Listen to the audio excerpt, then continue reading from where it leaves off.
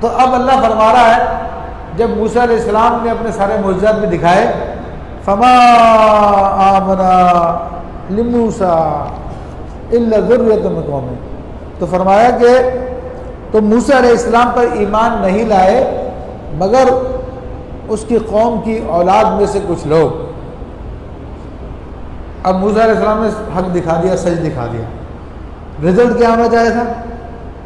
Result یہ ہونا چاہیے تھا کہ سارے لوگ مسلمان ہوں۔ کیونکہ جب موسیٰ علیہ السلام نے جادوگروں کو شکست دی تو سب سے پہلے ایمان لانے والے جادوگر تھے،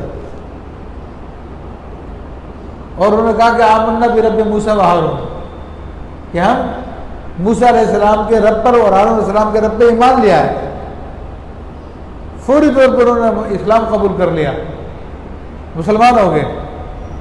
فرعون نے دیکھا اچھا جادوگر دیکھ کے کہتا ہے مجھ سے پوچھے بغیر تم مسلمان ہو رہے ہو، ہے مجھ سے پوچھے بغیر تم موسیٰ علیہ السلام پہ ایمان لے کے آ رہے ہو۔ تو ان کو اسی وقت ان کو سولی پہ لٹکا دیا اور ان کی لاشوں کو درختوں میں لٹکا دیا تاکہ لوگوں کے لیے عبرت کا نشان بن جائے۔ سمجھ رہے بات؟ تو لوگ اس خوف کی وجہ سے کہ فرعون ہمارے ساتھ بھی یہ نہ کر دے، ایسے ہی ڈر گئے۔ تو اس لیے اللہ فرماتا حق دیکھنے کے باوجود بھی بہت کم لوگ ان کی قوم میں سے ان پہ ایمان لے کر آئے۔ کیوں؟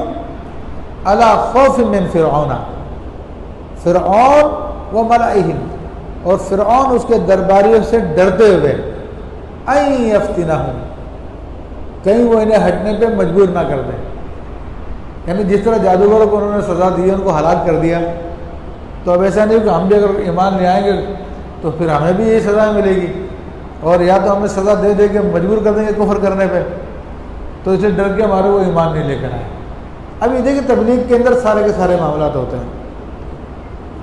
آج بھی ہماری تبلیغ جاری ہے الحمدللہ رب العالمین، اور تبلیغ اصل تبلیغ تو وہ ہوتی ہے میرے بھائی جب باطل کھل کے سامنے آ جائے اور اسلام کے بنیادی اصولوں کے اندر گڑبڑ کرنے کی کوشش کرے، کبھی وہ ناموس رسالت پہ ڈاکہ ڈالنے کی کوشش کرے، کبھی قانون ختم نبوت کو تبدیل کرنے کی کوشش کرے، تو ایسے موقع پر ان باتوں میں کلمہ حق کہنا جہاد ہے۔ باقی نماز روزے کی باتیں کرنا وہ تبلیغ نہیں ہے، اصل مقصد کو چھوڑ کے اب فروعیات میں لگا ہوا ہو۔ نماز روزہ تو ساری دنیا مانتی ہے، سارے مسلمان ایمان لے کر آتے ہیں، لیکن اب دین میں تبدیلی کی جا رہی ہے، اور اب ہماری ذمہ داری بنتی ہے کہ اس کے سامنے سینہ سپر ہو کے کھڑے ہو جائیں۔ یہ تبلیغ کی ضروریات کو سمجھنا پڑتا ہے۔ سرکار دو عالم صلی اللہ علیہ وسلم کی تبلیغ صرف اتنی ہی نہیں تھی، آپ تبلیغ کے لیے ایک تلوار لے کے بھی نکلے تھے۔ آپ تبلیغ کے لیے آپ خدا کے دشمنوں کے سامنے بھی کھڑے ہوئے تھے، خدا کے دشمنوں میں آ کر حملہ بھی کیا تھا، خدا کے دشمنوں کے خلاف آپ بار بھی نکلے تھے۔ تو حق جب بیان کیا جاتا تو یہ سارے کام کرنے پڑتے ہیں، اور اگر سمجھ لیں جب تبلیغ کی راہ میں کوئی ایسی بات نہیں آ رہی ہے تو سمجھ لیجیے آپ کی تبلیغ جعلی ہے، 2 نمبر ہے، کیونکہ حق جو ہے وہ چبھتا ہے ہمیشہ، اور جب چبھے گا تو لوگ مقابلے پہ آئیں گے۔ یہ سمجھ لیجیے، لوگ ڈرتے ہیں کہ جناب سامنے والا دشمن بہت طاقتور ہے، اور دشمن کے پاس اتنی طاقت ہے کہ ہم تصور نہیں کر سکتے، ان کے پاس ساری مشینری ہے، ان کے پاس ساری طاقت ہے، ان کے پاس سارا پیسہ، ان کے پاس ساری فورسز ہے، ان کے پاس یہ، ان کے پاس وہ ہے۔ یہ سوچ کر جو ڈر جاتے ہیں۔ یہ موسیٰ علیہ السلام کو دیکھو کہاں کھڑے ہوئے فرعون کے سامنے۔ کیا آج کا حکمران اس فرعون سے زیادہ طاقتور تھا؟ فرعون بہت طاقتور تھا، وہ صرف بادشاہ نہیں تھا، لوگوں کا خدا بھی تھا، جس کو لوگ سجدے کرتے تھے، اور اس کے لاکھوں غلام تھے جو اس کے حکم پر جان قربان کرنے کے لیے تیار رہتے تھے، اس کے جاسوس تھے، سب کچھ تھا، سونے جواہرات کا مالک تھا، وہ ہر چیز اس کے انڈر تھی۔ ایسے میں موسیٰ علیہ السلام جب حق کی تبلیغ لے کر آئے ہیں تو اب اندازہ کرو آج کے حالات سے زیادہ سخت حالات تھے نہیں تھے، آپ تصور کر لیں اس زمانے کا۔ لیکن جو خدا کی راہ پہ نکلتا ہے اس کو مشکل تو آتی ہے، لیکن اللہ اس کو کامیاب کرتا ہے۔ اور سمجھ لو خدا کی راہ اس وقت وہی ہے کہ جو حق کا اعلان کرتا ہو، جب باطل حق کو مٹانے کی کوشش کرے تو اسی حق کو بیان کیا جائے۔